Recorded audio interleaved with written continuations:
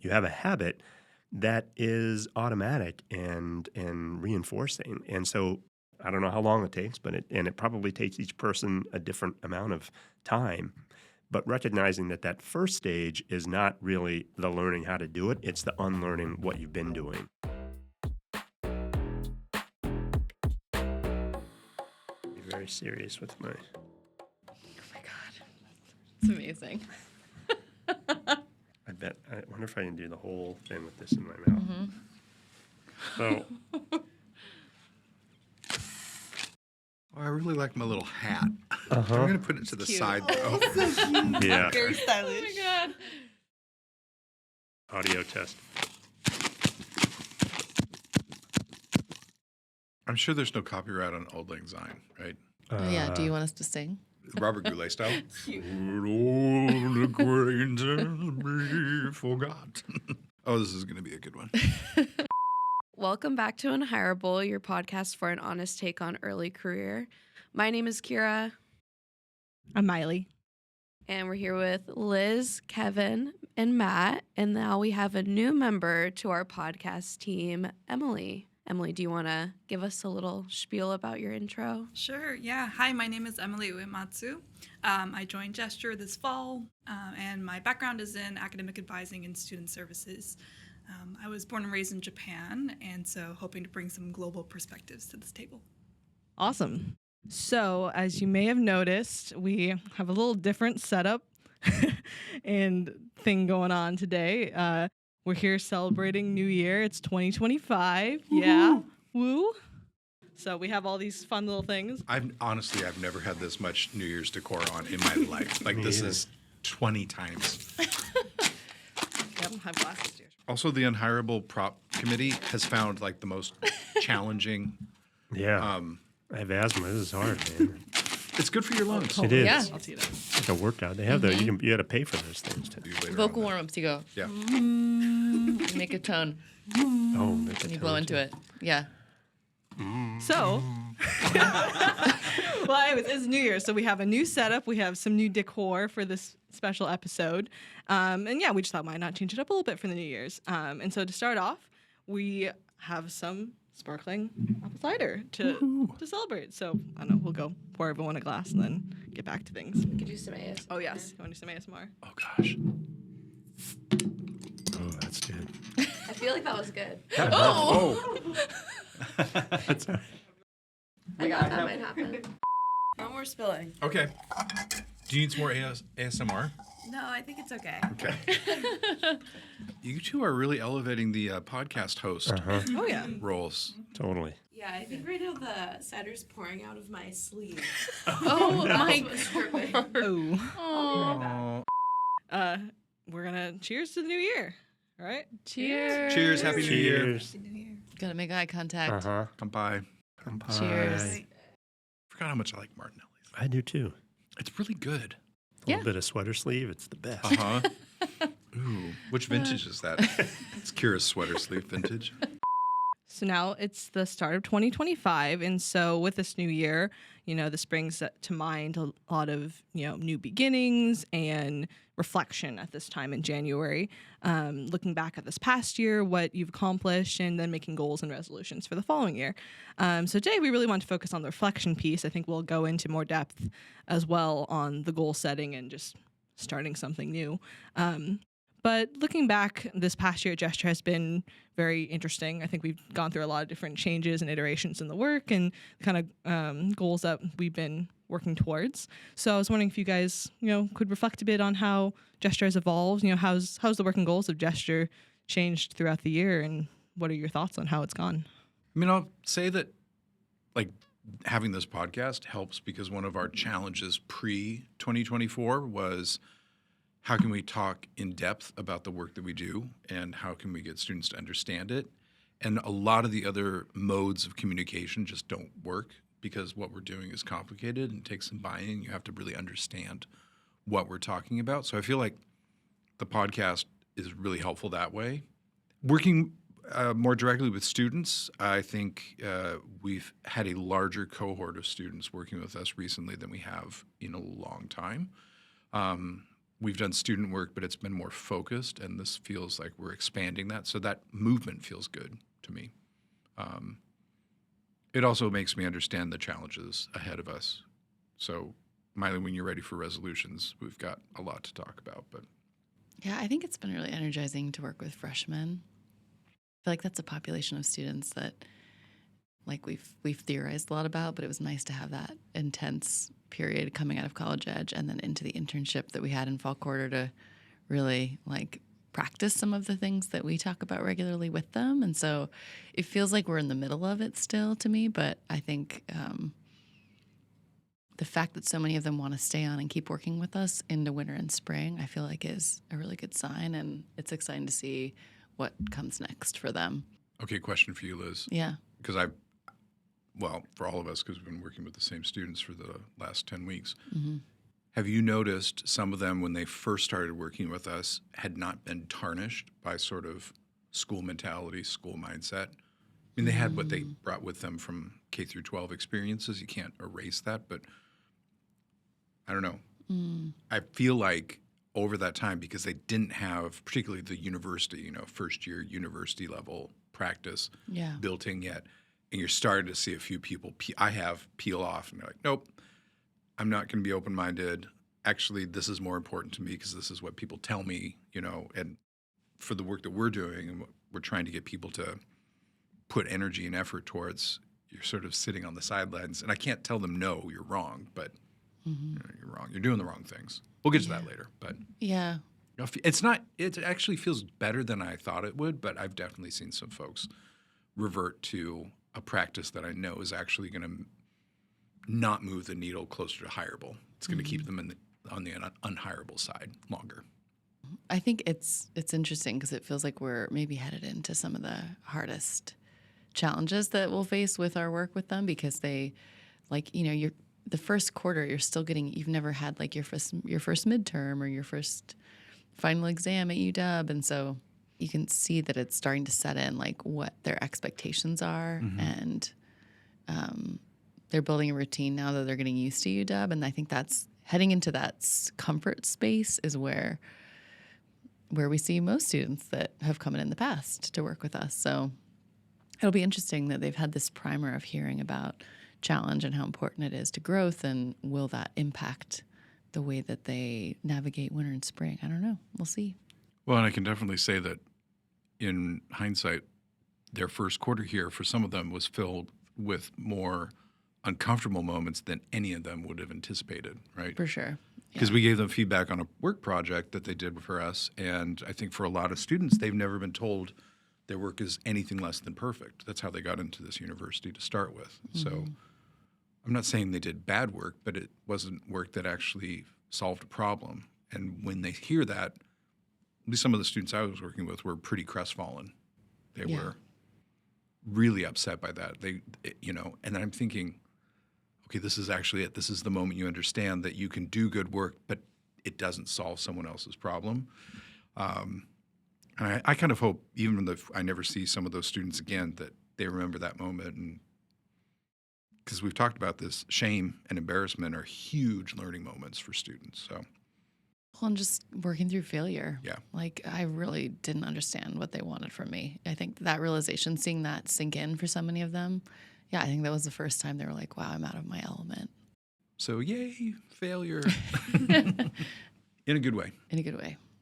Well, we've done some other work with freshmen in the past, and I would say that there are clear differences between students in their first quarter of college and students, really anywhere beyond the first year.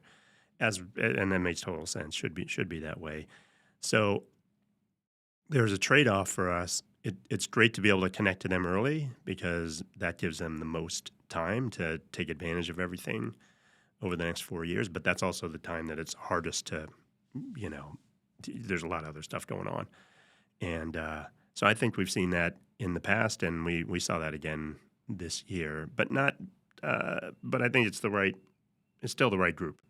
And like Matt said, some of them just aren't there yet, and it'll be a little later for them, and that's fine. But the ones who are ready then can have, a full 4 years of that experience that they want to have, rather than finding that out later. I feel like this particular group, to see them in their first quarter, they're all trying so hard to like build connections, which is great. And so there's like this accolade, like they're starting to compile accolades, because I feel like that's definitely what got them into college. I almost think that's like a survival response of like, I need to get out and do as many things as humanly possible. And I guess it'll be interesting to see in winter and spring if we can help people kind of pare that down and actually think more intentionally about how they engage and what they're up to. Working with older, like students who are further along, you kind of settle in and actually get better, I think, at paring stuff down. But this group, when you ask them to do introductions, it was like, well, here's like the 10 clubs that I've joined since I got here. And it's like, okay, that's probably not sustainable, but it's great you're trying, So I think that we're sort of competing with that. Like, for some of them, I think we are working with Gesture is one of those items of accolades that they're collecting. And so it'll just be interesting to see how they commit and what they decide to give up. Well, and we've known this from our work in the past, like switching from a student mindset to a professional mindset and practice doesn't happen instantly. You can't just learn it. You can't go to a seminar and voila, you're a professional.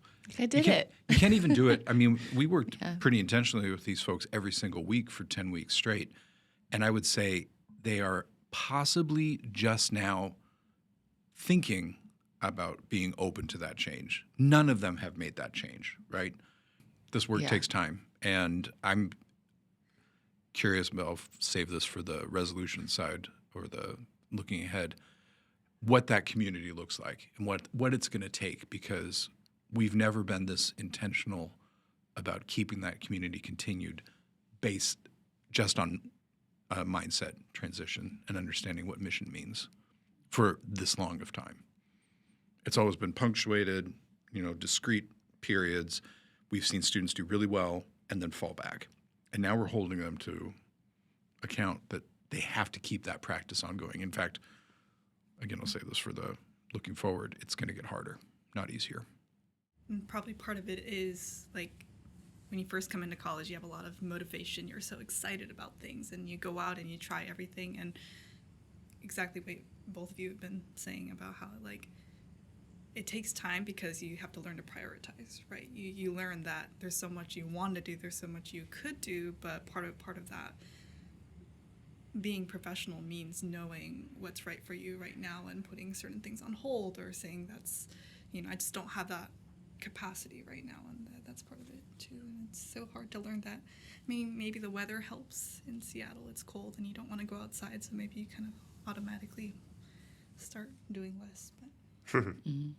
Can we each think of or collectively think of 3 specific behaviors that you would not take into 2025? For our students? For students? Mm-hmm. Okay. I feel like right now the students that we're working with are in desperate need of certainty in things and like clarity around what they do. And I understand that around school, but if you're going to challenge yourself to grow into a person you don't know yet, that in and of itself is uncertain work.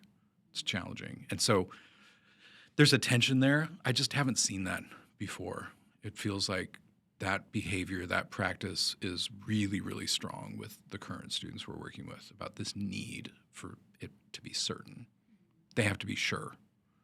And I worry that you're never going to grow. You're never going to do anything you can't understand if you demand certainty before entering into it, right? Well, you're never going to have certainty around a job, like what it will feel like and how it will be. That's you have to get in there and like navigate the ambiguity. So yeah, that's spot on. I think also just the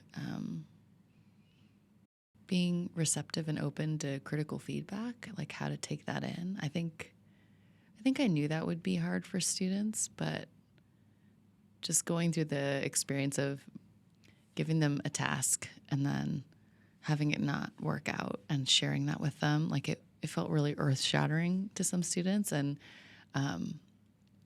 it's just interesting to see that firsthand. I think I hadn't experienced that side of it before. It was good to see. I think also seeing them come back from that gave me hope for the future. But taking in critical feedback, like that's such a part of how we learn and grow, right? Like putting yourself out there.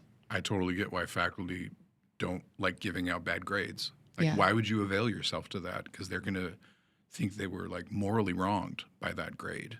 And push And back. the pushback on it, Yeah. that behavior, which we saw this quarter as well, was shocking.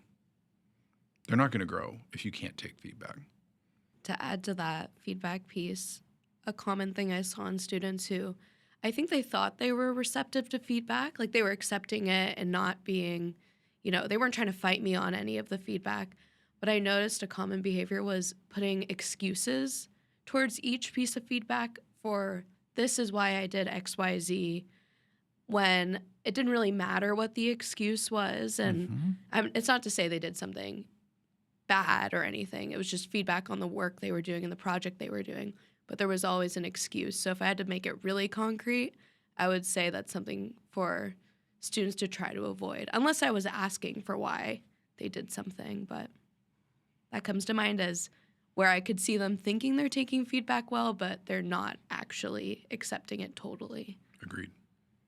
I think it was also just interesting to see how students, like the lack of self-awareness around like how you're perceived and your behavior. I think I sort of was thinking about that, I guess, as like new students coming in.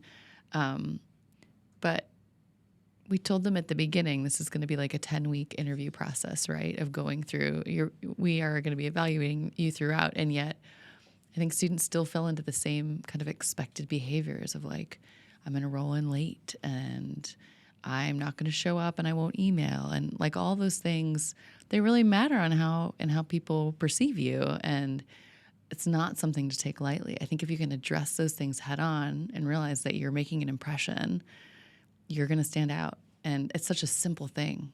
And yet people mess it up, So it's interesting to kind of track that. And I want to give them some credit. First quarter, getting used to UW, getting used to just managing their own schedules. That was a theme. I think all of them shared, like figuring out how to do time management. That was like a big point of reflection that all of them shared, that was something they were working on. But, just basic things on like how to write a good email, how to reach out and ask for help or ask questions, like that didn't come naturally to the group. So, like how to show up.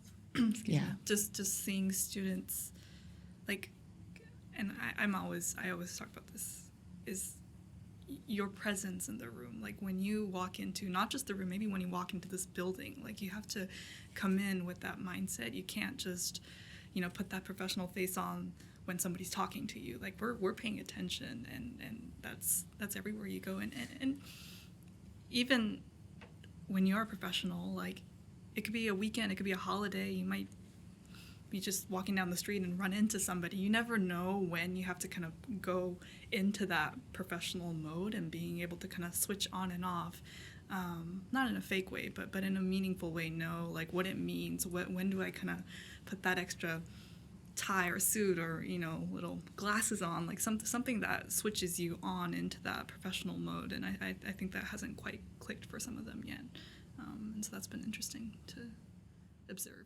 I think most of them, I wouldn't even say some, I'd say most, right? Like it's just not thinking about it yet. I feel like people who have already liked and subscribed to our podcast, They're there. they already know this from our episode where we talked about unhireable or unemployable Gen Z characteristics. When we kind of saw some of those. It reinforces the fact that the simplest way of, or we tend to think about this in a simplistic way, which is here's the student kind of blank slate, come in, learn how to be a professional. And what's clear is that this stage for them that we've been working with them and it'll go on through the rest of the year, for some people, maybe for all of us, the rest of our life, but it's actually an unlearning stage. It's not a learning stage. It's like you have a bad habit, or you have a habit. I'm not going to say it's a bad habit. You have a habit that is automatic and reinforcing. And so if it is a real habit, it doesn't just stop, right? You got to keep practicing not doing it. And by replacing it with something else. So it makes our job a lot harder because, like you said, we've had lots of workshops and events and now we just did 10 weeks and that's it takes longer than that. I don't know how long it takes, but it probably takes each person a different amount of time. But recognizing that first stage is not really the learning how to do it, it's the unlearning what you've been doing. And that actually is effortful and takes time and really no one is going to be able to do that immediately. I think that's the difficult takeaway. But it sort of reinforces what we thought about school, because that is how we have imagined school and school mindset as a habit that you have been working on your whole life. And so if we could flip the switch, then it wouldn't have been a habit. And somebody would have flipped the switch a long time ago. Right. So job security for us. How do you count, Kevin, then I feel like when they were with us, we were pretty intentional and focused about unlearning some of those bad habits.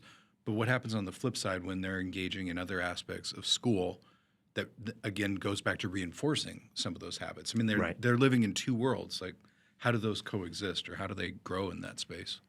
Yeah, I think that's a key point, that everything we do, and this was especially true when we, say, did boot camp, right? Like 3 weeks and then you're done. And then you went back and like all of the reinforcement was in school. So at least by continuing to work with them in an ongoing way, then we kind of have both of them going alongside each other. And so you're doing one thing here and another thing here, and eventually you can at least see the difference and make choices and be intentional about that. I think we've talked about that as well. Like the big shift is, I'm going to use school mindset in this class or at work or whatever, but I'm going to do it on purpose and intentionally. Like I know what I'm doing, and I'm choosing to do it there, and then I can choose to turn it off and use a different mindset over here. And that you mentioned self-awareness. I think that the next stage of self-awareness in that sense is being able to be intentional, to be aware that you're sort of following a habit, and then to choose to do it differently or choose to do it the same way. But even that is a step up from sort of mindless or unwitting or I don't want to say quite unconscious in the literal way, but in a sort of cognitive way, not a preconscious or in an implicit way. Just trying a whole bunch of words there. Finally found one. Let's go with implicit. So in an implicit way, it's kind of automatic, and which is characteristic of habits in general. And so breaking a habit, I mean, I'm sure everyone's got habits we like to break. And they're not easy to break. Otherwise, we wouldn't have that problem. So school mindset is that way. It also makes me feel for the employers who we've talked with in the past who have said things about, I want to hire someone for their second job. We talk about that a lot. That means someone else has already broken them of the habit. And so I feel, again, keep talking about the resolution episode. We'll get there. But we have to commit to doing that, because that is one of the biggest hurdles that they have to overcome when an employer says you're not actually ready for work. Your habits are still too ingrained. They're still too deeply practiced. And looking back, what we've done in the last year and then moving forward, how do these parallel worlds exist? Because they have to employ student practice to be able to successfully complete school. I mean, it's how school works. So you got to keep and then compartmentalize your bad habits and then practice unlearning them and adopting new habits, and those two are happening concurrently. That is going to be a lot of tension. It'll be very interesting to think about how students can move forward with that. Yeah, and it's instructive that we often hear, people often ask us, can we, make this available to all students? Can we offer, whatever it is you're teaching in Gesture, can you just teach to other students? And the point is that we can't, it isn't about teaching something, right? We're not just giving them information about, the podcast is information, so you should like and subscribe. But if it was that simple, we'd be done. But giving someone, and even in professional development in, sort of in the working world, it's often in a school-like mechanism, right, or a school-like fashion.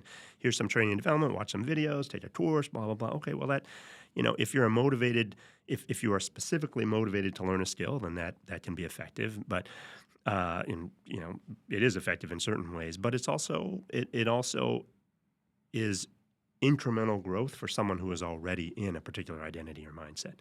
It's not the way to change an identity or mindset, because you have to do the thing in order to do that and engage. And so, ironically for us, classes and teaching don't work for this change because that reinforces the thing we're trying to change. So that like you said, that's why we have to kind of be doing this in parallel and creating a professional context, so they actually practice, just like any other physical thing you'd want to practice. A sport, you can't just like watch a video and then be excellent. You just got to practice it a lot, and you need a space to do that. Are there things you would tell faculty that you would encourage faculty to change to support students in changing their behavior? I think the solution for faculty, and there's many reasons why they can't really just do this on their own, but I think in the long term, the burden of, and this is exactly how we handle it with the students we work with as well, the burden of taking the responsibility of change has to go to the student. And when that is the case, they can engage in deep intellectual challenge with faculty. I mean, those are the students that everyone that succeed and take the most advantage intellectually of a university because they seek out classes and they seek out challenge and all that. That's not necessary for school, which is why most people don't do it. So I don't think faculty can change the cultural expectations of school. They can provide intellectual challenge to students. And our goal is that we can change students to be the ones driving that challenge, and then faculty can sort of fulfill the role as experts that they have. That it's really not their responsibility. They have partial responsibility, but I wouldn't say it's their responsibility alone to change ownership of growth. That's going to take more than what they can do in a classroom. Certainly more than what an individual faculty member can do in a classroom. Because if you try to do that in an individual class, students will just revolt. They'll revolt. And everyone gets beaten down. I saw that every year when I was in the department. New faculty would come in, and they have like a long reading list, and they really, it's a great class, deep intellectual challenge, and then it gets shorter and shorter each time they teach it. They kind of give up, and it's not really students' fault either. So that is school doing that. The more and more we get into this episode, this is totally getting off topic, but the more I feel like we're like therapists, where the students come into our office and we point out behaviors and patterns that they can't see within themselves, but it's all focused on professional mindset. And now it's their time to go out into the world and change them with the advice we give. I didn't know that's what therapists It's probably do. an overly positive, or at least some therapists, I think. Yeah, that's good. Thank you. That helped me understand what therapists do.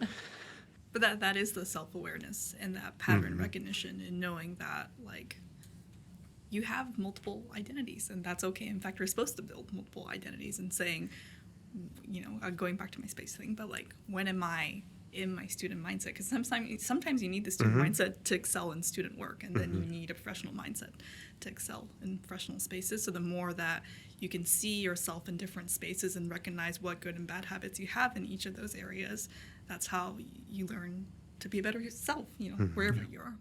Totally. I thought it was amazing how so many of the students, when we asked them, they had a task of like, you're going home for Thanksgiving break, you need to introduce yourself to someone new. And just how many of them are like, I have no story. Like, I don't know what to say. There's just like nothing there. And I think that realization of like, oh my God, I haven't done anything to talk about yet, or relying back on like thinking deep into like high school, like what could I talk about in high school, which they're fresh at UW, it's new, but it was just interesting to see once we were engaged in conversation, like the things that stood out in conversation were things that they would have never picked out to share, in so many cases. And I found that to be really fascinating. Like the things that make you memorable, the stories that you can tell that demonstrate qualities to other people. It's really hard to find those until you've gotten feedback on them, it just made me think about even myself. Like when you go to an interview, you prepare, like you think about the questions that you're going to answer, but getting that feedback on what people take away from your stories, that is like it's really hard to find that. Well, and dovetailing on that, we had an outside judge come listen to some of those stories. I mean, this was under the auspices of you've got to make a memorable impression with a recruiter, which feels like we're trying to get you to start practicing being a professional in a professional space.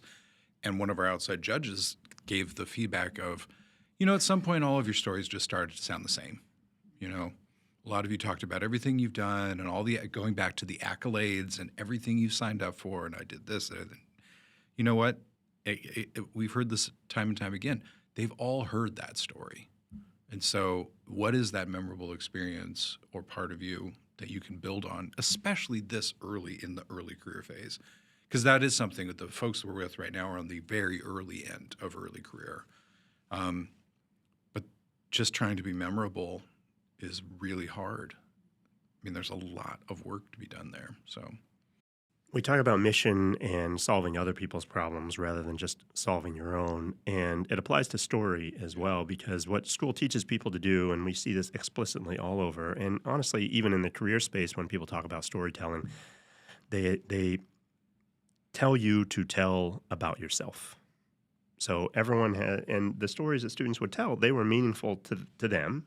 Maybe, I mean, they're probably more meaningful to them. And some of them seem like they weren't even convinced about their own story. But that's okay. Like you said, that at that stage, and they talk about things that were important to them.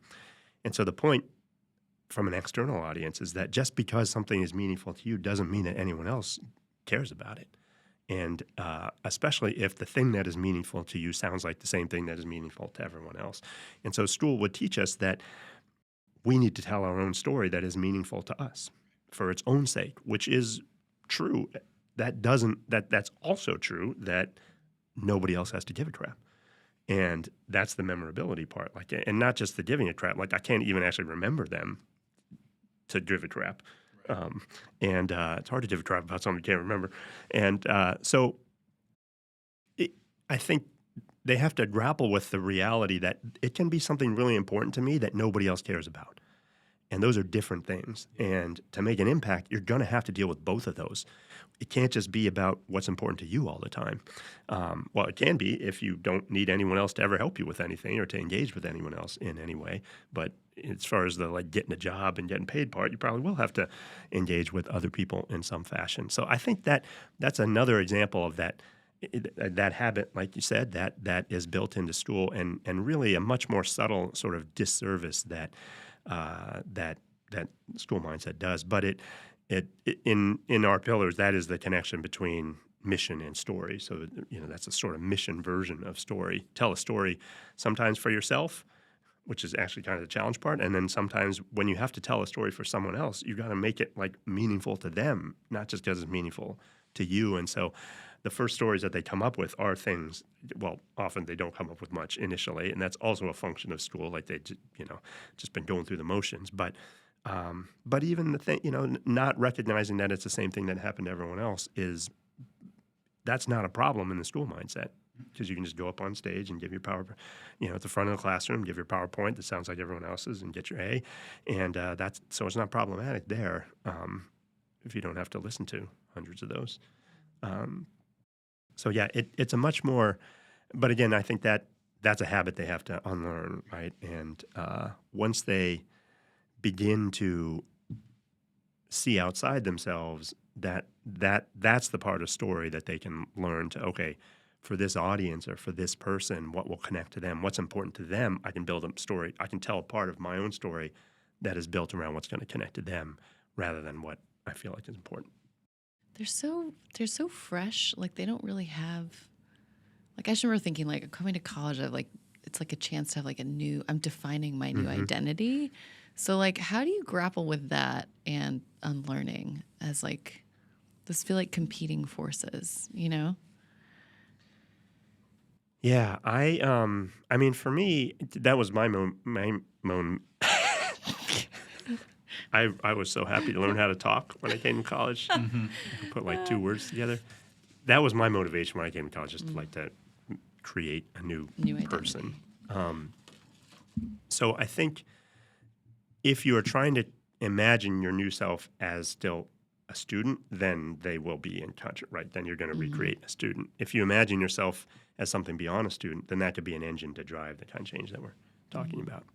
Now, you can't not be a student at all if you are a student, but I think, as we've talked about, we all have multiple identities, so the growth can be in, or what we would like to encourage students to do is have that growth be in outside the student identity, because you already know how to do that. You keep that, but you build a new identity as well.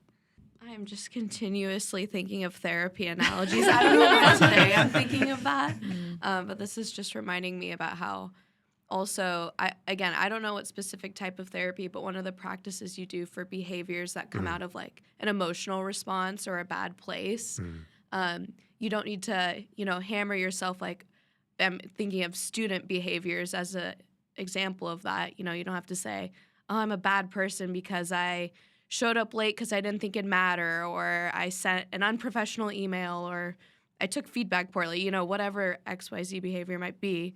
But then instead you kind of say to yourself, this behavior serves me in a different area of life and school, but I can say goodbye to it when I enter into the professional space. And that's another therapy example that they talk about for those kinds of behaviors. Will you help us get them to do that, Kiera? Just leave it at the door. Leave those practices, and because they're not serving them well I think here. just repeating back that wording is the extent of what I can do. There we go.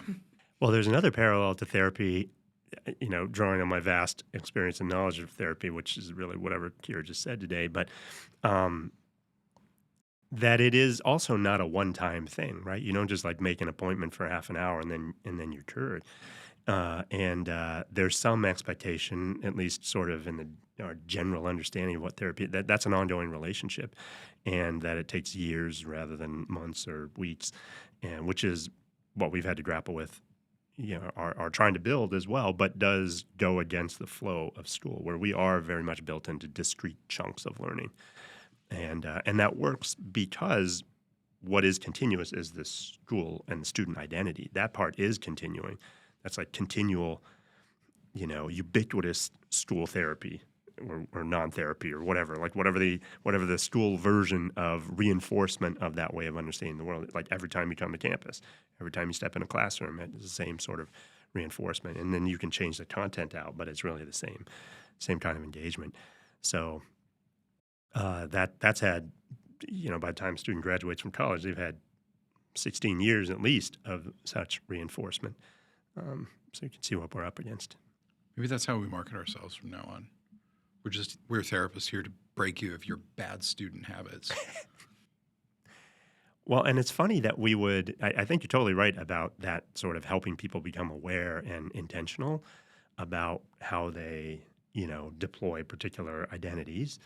Who am I? But it's also the thing that we most intuitively do without ever thinking about. Everyone is actually good at that, because we just go into one group of friends or family or environment. We're one person there, and then we can shift that. Not in a way that we feel disingenuous, but we don't talk the same way to our parents that we do to our friends. That starts at childhood, and then that continues throughout to strangers, to work colleagues, to your boss, those. We're very adept at moving across contexts that way, and those represent different identities. But we're talking about a bigger shift in one now, and then, like Kiera said, about awareness and intentionality, being able to do that intentionally.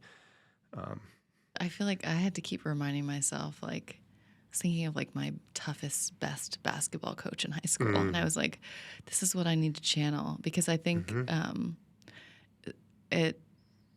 as an academic advisor, I really wanted to share myself and build a deep connection with students. It's a different kind of relationship with students than I've ever had. And I think that comes from You had a totally different title working with students. We were managers with them. We were their bosses. Yeah. Now, again, we're really forgiving bosses because we're trying to break them of horrible habits. Yeah. But someone's got to tell them the truth. And I think when we started telling them the truth, and again, you're shielding that side that, was accommodating a different need or a practice that's situated outside of professional growth. It's hard. It's hard on us too, but we're committed to doing that. Yeah. It's so easy to contextualize why they made the choices that they did. I found I kept trying to quiet my own brain of like, oh, they're so young. Like, they're so fresh. They don't know anything yet. Like, they're not even talking to the people they live with. They live in a dorm room and they don't talk to the people they live with.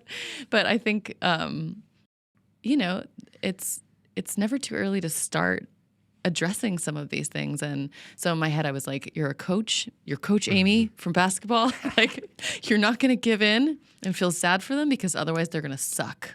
And so you need to help them get better.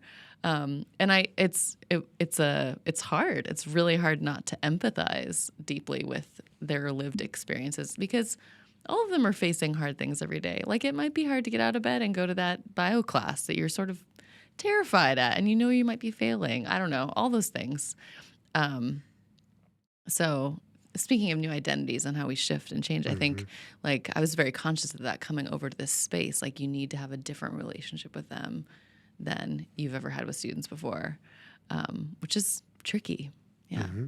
Well, if anything, you're trying to invoke some of that sort of presence and being that Emily was just talking about.